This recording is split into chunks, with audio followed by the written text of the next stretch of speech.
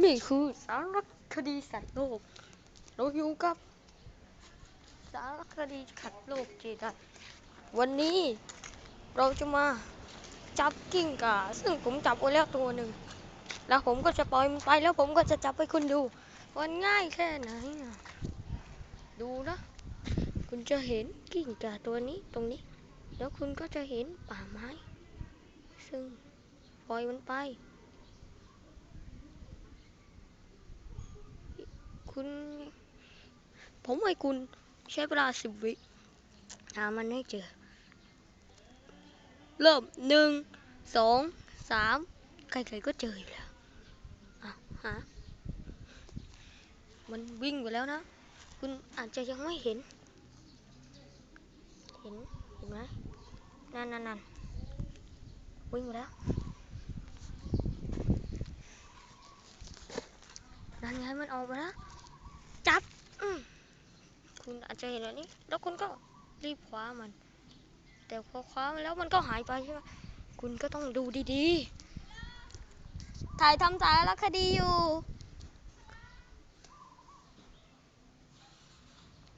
คุณก็เห็นนะเห็นครับคุณก็ต้องดูดีๆนั่นไงมันหลบซ่อนอยู่คุณบางคนอาจจะไม่เห็นนะแต่ผมเห็นอย่างชัดเจนไงเห็นไหมก็รีบพุ่งเข้าไปจับแล้วมันก็จะหนีไปถ้าคุณจับได้ทันใดให้คว้ามันอย่างเร็วยังไงมันอยู่ตรงนั้นแล้วเรารีบคว้าเฮ้ยถ้ามันวิ่งอยู่แบบนี้เราต้องมองหาหางจะเป็นทางเลือกที่ดีที่สุดเราจับอยู่ตรงนั้นแล้วต้องใช้ความไวใช้หูใช้สายตาให้ดีหาใบไม้ที่ขยับนั่นแหละจะเป็นสิ่งที่มีกิ้งก่าอยู่คุณอาจจะมองไม่เห็นแต่ผมเห็นแล้วนั่นเห็นทางไหม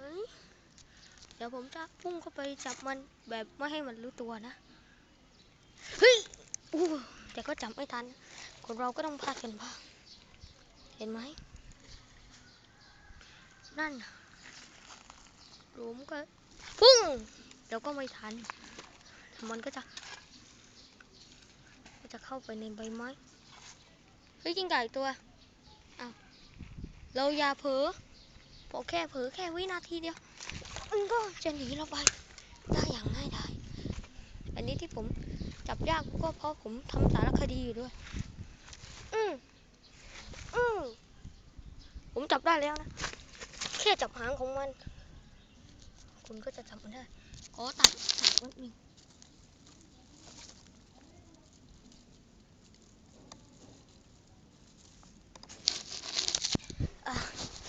ตอนนี้คุณก็เห็นแล้วว่าการจับกิ้งก่ามันไม่ใช่เรื่องยากแล้วมันก็ไม่ใช่เรื่องง่าย EP นี้ส่องไพรนักล่าแห่งอสุตากำลังจะจบลงแล้วเจอกันคลิปหน้า See you again ไปเลยสิพวกไปเลยแล้วต่อไปเราก็จะมาทำการปล่อยเหมือนกันต้นไม้ตรงนี้แล้วกันไปแล้วกันแล้วก่อนเพื่อนทุบหัวมันก่อนคุณลาก่อน See you